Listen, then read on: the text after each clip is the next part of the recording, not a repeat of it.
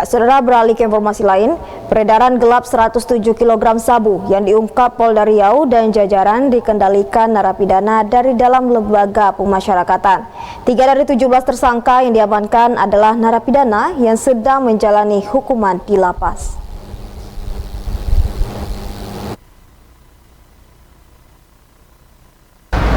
Tim Direktorat Reserse Narkoba Polda Riau saat ini masih mendalami pemeriksaan terhadap 17 tersangka penyalahguna narkoba jenis sabu, pil ekstasi, dan daun ganja kering yang diringkus kepolisian daerah Riau dan jajaran selama bulan suci Ramadan dalam operasi kegiatan kepolisian yang ditingkatkan atau K2YD.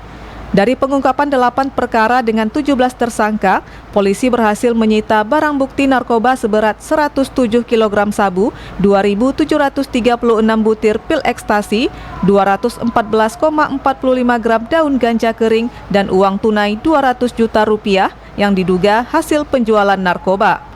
Berdasarkan hasil pemeriksaan sementara polisi terhadap ke-17 tersangka, diketahui 3 diantaranya adalah narapidana di Lembaga Pemasyarakatan atau Lapas di Sumatera Utara yang saat ini menjalani hukuman di lapas.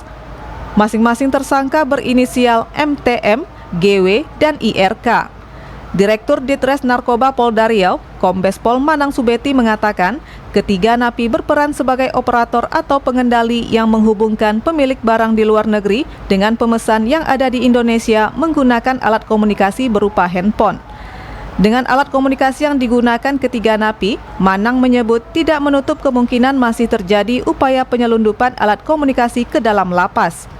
Mereka sebagai operator istilahnya di dalam lapas. Mereka yang menghubungkan antara pemilik barang di luar negeri dengan transporter yang ada di Indonesia, di Riau, dengan juga menghubungkan kepada pembeli barang. Nah, contohnya Iwan. Iwan ini langsung mereka berhubungan juga dengan orang Malaysia.